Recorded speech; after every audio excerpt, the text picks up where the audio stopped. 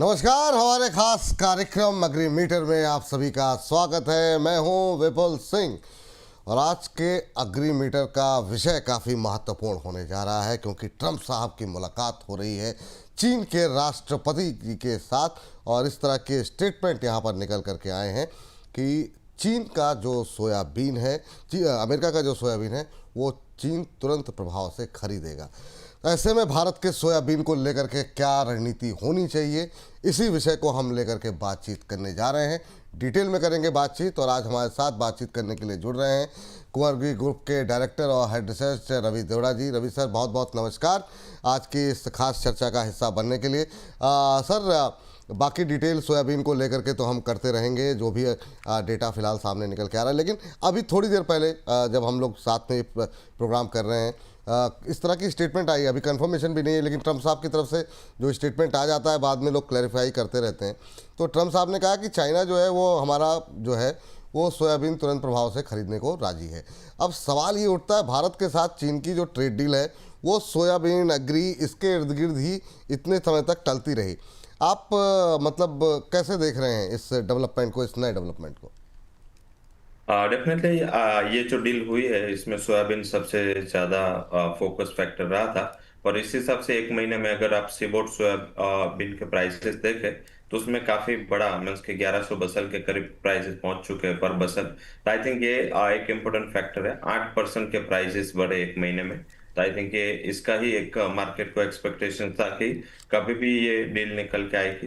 Means के last 2-3 session में भी एक अच्छी यहाँ पे रिकवरी आती हुई दिखी। आज थोड़े क्योंकि न्यूज आ चुके हैं तो हिसाब से प्राइसेस आज इंटरनेशनल 1.5% तक नेगेटिव है, but all over I think ये सेंटिमेंट अच्छा है पर्टिकुलर यूएस सोयाबीन के लिए। एंड काफी टाइम से सोयाबीन ये जो कॉटन एंड सोयाबीन ये दो कॉम्प्लेक्स है, ये सेम रीजन से थोड़े बिक रहे हैं। पर्टिकुलर चाइना ने जो यूएस से इम्पोर्ट है वो काफी कम कर दिया था। एंड ये क्या था कि इम्पोर्ट ऐसा नहीं था, इम्पोर्ट नहीं हो रहा था, बट ये थ्रू अर्जेंटीना और ब्राजील रूट हो रहा था। और जी। उसके साथ अभी जो इंपोर्ट होगा चाइना का वो डायरेक्ट रूट पे होगा। तो इस हिसाब से आई थिंक यहाँ पे वैसे सप्लाई चेन चेंज नहीं होगी और पुरानी जो सप्लाई चेन है वो रिस्टोर होगी। इस हिसाब से वहाँ पे प्राइसेस में अच्छी रिकवरी है, बट डिमांड आई थिंक काफी बड़ा फैक्टर होगा। बट ये डिसीजन इंपॉर्टेंट फैक्टर पे आए, ये काफी क्रुशियल टाइम था। क्यों टाइम था? क्योंकि एक तो मीन्स के यूएस के पास इतना स्टॉक था सोयाबीन का, फार्मर्स काफी परेशान थे। जी। जो एमएसपी जो हमारे है या उसकी जो गवर्नमेंट की जो रिकॉर्ड प्राइस है या गवर्नमेंट की एवरेज प्राइस है, जी। जो वो लोग हर पब्लिश करते हैं, हम्म। उसके सामने जो सोयाबीन के प्राइसेस है वो काफी नीचे चल गए थे। हमारे में भी देखे तो एमएसपी के नीचे due to this global reason हमारे भी एमएसपी के नीचे 1100-1200 पॉइंट प्राइसेस चल रहे। आई थिंक एक क्लियर रीजन था कि ट्रेड रिलेटेड कंसर्न्स की वजह से प्राइसेस में करेक्शन था। मेरे हिसाब से करेक्शन ओवर हो चुका है और अभी अच्छी डिमांड निकलेगी चाइना की ओर से। दूसरा टाइम क्रूशियल हिसाब से, क्योंकि चाइना का लूनार फेस्टिविटी जब जनवरी में एंड में आता है तो उसके पहले चाइना दिसंबर अक्टूबर से दिसंबर काफी बड़ा इंपोर्ट ग्लोबल मार्केट से करता है। तो ये भी एक रीजन है। इस हिसाब से मुझे लग रहा है कि सोयाबीन की बॉटम बन चुकी है। ठीक। सर, अगर सोयाबीन की बात करें तो इसका कैरी फॉरवर्ड स्टॉक करीब 50% के आसपास कम है और इस साल उत्पादन भी कम जो है उम्मीद की जा रही है ऐसी। अभी इसके लिहाज से सप्लाई जो है वो सीमित दिखाई दे रही है। ऐसे में डिमांड साइड को लेकर के आपका आउटलुक क्या दिखाई दे रहा है? आपको क्या दिखाई दे रहा है आउटलुक? जब से आई थिंक जिस हिसाब से कैरी फॉरवर्ड की बात करें 47% डाउन कैरी फॉरवर्ड की उम्मीद है। आई थिंक लास्ट टाइम जो 8.94 था उसके सामने 4.66 की उम्मीद मार्केट लगा रहा है। 4.66 लाख वैसे देखे तो कुछ ज्यादा बड़ा कैरी फॉरवर्ड नहीं मानते, क्योंकि जो सोपा का एस्टिमेट है उसकी प्रोडक्शन की उसमें काफी कमी आई है, करीबन 20 लाख टन की कमी, 16% का प्रोडक्शन लॉस। आई थिंक ये एक थोड़ा इशू है। एडिशनली ये जो एक्सपेक्टेशंस आए वो उसमें अनसीजनल रेन है जो अभी रिसेंटली हम फेस कर रहे हैं। तो आई थिंक ये अनसीजनल रेन का कोई फैक्टर नहीं है। बट जिस हिसाब से मंस के अनसीजनल रेन नॉन स्टॉप 3-4 दिन से आ रही है और अभी भी मंस के आईएमडी एंड स्काईमेट की उम्मीद है कि अगले और 3-4 दिन ऐसे ही रहेंगे। तो आई थिंक थोड़ा क्रॉप लॉस भी होगा, तो ये भी एक फैक्टर मार्केट को डाइजेस्ट करना बाकी है।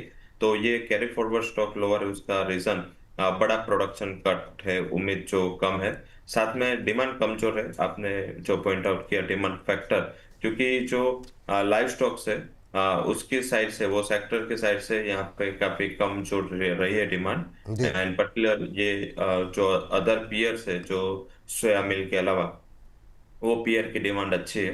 तो यहाँ पे थोड़ा रिप्लेसमेंट वाला factor soybean in terms of demand face कर रहा है। साथ में आप देखें तो सोया मिल्क की जो प्राइसेस है वो लगातार 31,000 के करीब सस्टेन है। एंड सोयाबीन की जो प्राइसेस है एमएसपी के ऊपर अगर कोई बाई करता है तो मेरे हिसाब से अभी भी कोई भी प्राइस की पैरिटी नहीं है। तो जल्दी मुझे लग रहा है, नहीं लग रहा है कि इतना सुधार आएगा। बट ऑल ओवर मीन्स के सप्लाई का आउटलुक है वो लोअर है। इस हिसाब से मुझे लग रहा है कि प्राइसेस में स्टेबिलिटी अभी दिख रही है। ठीक सर। अगर सर इसके साथ साथ सोया मील की अगर बात करें तो वहाँ पर भी सप्लाई जो थोड़ी कमज़ोर दिखाई दे रही है, वहाँ पर किस तरीके से आप जो है डिमांड देख रहे हैं, चाहे वो डोमेस्टिक हो या फिर एक्सपोर्ट की हो? इंटरनेशनल थोड़ा डिमांड है बट डोमेस्टिक डिमांड वीक है, आई थिंक लाइव स्टॉक का जो हमने बात किया। और सेकंड जो फैक्टर क्या है कि उसके अल्टरनेटिव्स है वो काफी सस्ते दाम पे अभी मिल रहे हैं। मीन्स के सोया मिल का प्राइस देखो आप, अभी भी 31,000 है। तो आई थिंक ये प्राइस के सामने अदर अल्टरनेटिव्स काफी लोअर प्राइस पे चल रहे हैं। तो इसके हिसाब से डोमेस्टिक डिमांड में काफी ड्रॉ डाउन है। अगर मिल एक्सपोर्ट की बात करें तो इंडिया की डिमांड वहां भी लोअर रही है। 11% से कटौती हुई है हमारे जो मिल एक्सपोर्ट है, क्योंकि रुपये भी कमजोर हुआ है। तो इस हिसाब से ग्लोबली जो हमें फायदा मिलना चाहिए वो नहीं मिल रहा है। जो प्राइजेस में ट्रेंड है वो इस हिसाब से नहीं गिर रहा है, क्योंकि क्रशिंग बंद है, क्रशिंग काफी कमजोर है। डिमांड एक तो कमजोर है, उसके सामने मीन्स के जो एमएसपी पे अगर कोई बाय करता है और उसके बाद उसका प्रोसेस करता है तो कोई भी हिसाब से हमारे यहाँ पे प्राइस की पैरिटी नहीं आती। तो मुझे लग रहा है कि ये गुवार वाला सिनेरियो हो गया यहाँ पे। दोनों साइड मीन्स के डिमांड एंड सप्लाई दोनों साइड यहाँ पे ये साल के लिए कमजोर होगी। बट पॉजिटिव ये है कि सप्लाई जो कट है उसकी एक्सपेक्टेशन डिमांड कट से कई ज्यादा है। तो इस हिसाब से मुझे लग रहा है कि एक बेटर पोजीशन फार्मर्स के लिए हो सकती है। ठीक सर। सर अभी की डिमांड सप्लाई को देखते हुए अगर हम प्राइस आउटलुक की बात करें तो आप क्या एक्सपेक्ट कर रहे हैं? प्राइसेस यहाँ से जंप करेंगे या फिर प्रेशर में आते हुए दिखाई देंगे? और ये तब हम बात कर रहे हैं जबकि अभी यूएस चाइना को लेकर के जो बातचीत चल रही है उसकी रोशनी में, क्योंकि ये हो सकता है अब तक आपके पास फैक्टरी ना हो, ये अभी लेटेस्ट डेवलपमेंट हो रहे हैं। जब हम लोग बातचीत कर रहे हैं कई सारी अपडेट्स आ रही हैं, तो उसको उसकी रोशनी में अगर इस पर कुछ कमेंट करना हो प्राइस आउटलुक को लेके तो कुछ करना चाहेंगे? जैसे मार्केट काफी स्मार्ट है। मार्केट ने एक महीने से ये जो यूएस चाइना की डील है, मीन्स के इन बिटवीन नेगेटिव भी न्यूज आए थे कि शायद ये 100% एडिशनल टैरिफ लगेंगे। फिर भी सोयाबीन कमजोर नहीं हुआ था, क्योंकि मार्केट को फॉर्म एक्सपेक्टेशन थी कि सोयाबीन के लिए शायद ये लोग कुछ कॉम्प्रोमाइज कर लेंगे, और वो कॉम्प्रोमाइज हो चुका है। प्राइजेस की बात करें तो डेफिनेटली एमएसपी के तो नीचे 1,000 पॉइंट चल रहा है। एंड स्पॉट प्राइजेस 4,500 के ऊपर सस्टेन नहीं हो पा रहा है। करीबन 4,450 से 4,500 तक प्राइसेस में एक रेंज ट्रेड हो रहा है। बट ये रेंज ट्रेड क्यों हो रहा था? क्योंकि इंटरनेशनल मार्केट के सामने इंडियन सोयाबीन के प्राइसेस, क्योंकि हमारे यहाँ पे एमएसपी हर साल बढ़ती है और एक साइजेबल एमएसपी बढ़ते है, पावंतर योजना भी आती है। तो इस हिसाब से यहाँ पे मीन्स के इतना ज्यादा पॉसिबल नहीं है कि गवर्नमेंट है या हमारे यहाँ पे जो क्रशर है वो इतना ज्यादा इसको ये प्राइस पे लेके कुछ क्रश करे। मुझे लग रहा है कि all over prices short term के लिए थोड़े रेंज में हो गए, क्योंकि सप्लाई भी ये जो मानसून मीन्स के अनसीजनल रेनफॉल है, इसके बाद जब से वेदर क्लियर होगा तब थोड़ा सप्लाई का प्रेशर आएगा। But all over situation is balance. मुझे लग रहा है कि अभी 4,400 का एक नीचे सपोर्ट मानना चाहिए। एक बार प्राइसेस ये सीजन में 4,680 तक जा सकते। जी। आ, तो ये बात यहाँ पर सोयाबीन को लेकर के सर आपको धन्यवाद दें उससे पहले आपसे ट्रेडिंग कॉल ना ले, ऐसा हो नहीं सकता। बहुत सारे हमारे जो ट्रेडर्स हैं वो आपको सुनते हैं, देखते हैं। क्या एग्री में अगर टॉप ट्रेडिंग कॉल होंगी तो कौन सी होंगी सर? टॉप ट्रेडिंग कॉल्स में पहला रिकमेंडेशन जीरा पे होगा। मीन्स के जिस हिसाब से अभी रेनफॉल हो रहा है, आई थिंक इस हिसाब से जो मॉइस्चर है वो बड़ा है, तो सोइंग पॉसिबल नहीं है जीरा की। एंड जो अक्टूबर एंड में जीरा की सोइंग कंप्लीट होती है, अभी तक शुरू भी नहीं हुई। तो मुझे लग रहा है कि अराइवल्स में काफी डिले होगी, 4-5 महीने का और टाइम लगेगा। तो यहाँ पे प्राइसेस एक अपवर्ड ट्रेजेक्टरी में जा सकते हैं। दिसंबर कॉन्ट्रैक्ट जीरा का बाई करें, स्टॉप लॉस लगा सकते हैं 19,900 का, और 20,380 के टारगेट हो गए।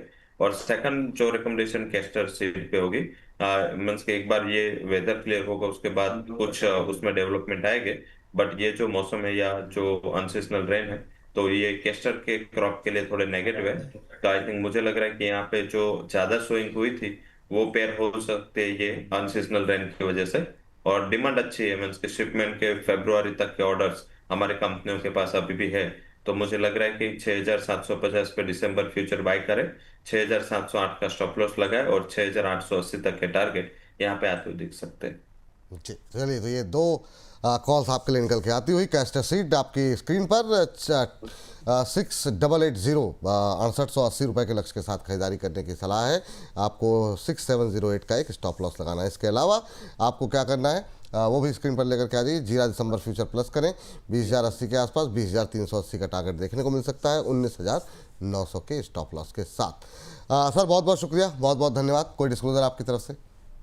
जो भी कमोडिटीज के रिलेटेड बात हुए, particular castor, cumin seed as well as बात करें तो सोयाबीन, उसमें मेरी पर्सनल कोई पोजीशन नहीं है, बट कंपनी के क्लाइंट्स एंड कंपनी के अकाउंट्स में थ्रू कैश और फ्यूचर ये पोजीशन हो सकती है। एंड कमोडिटी मार्केट थोड़ा मीन्स पर्टिकुलर एग्री थोड़ा काफी लोग के समझ में इससे काफी बाहर होता है और डेवलपमेंट काफी होते हैं, तो ध्यान रखें, स्टॉप लॉस से काम करें। और मेरे हिसाब से जो भी आपका फाइनेंशियल पोजीशन है उसके लिए एक बार फाइनेंशियल एडवाइजर के साथ आपकी पोजीशन को डिस्कस जरूर करें। बहुत बहुत शुक्रिया सर, बहुत बहुत धन्यवाद आज की इस चर्चा का हिस्सा बनने के लिए। तो फिलहाल हमारी इस खास पेशकश में इतना ही। आप लगातार बने रहिए बोनस के साथ। नमस्कार।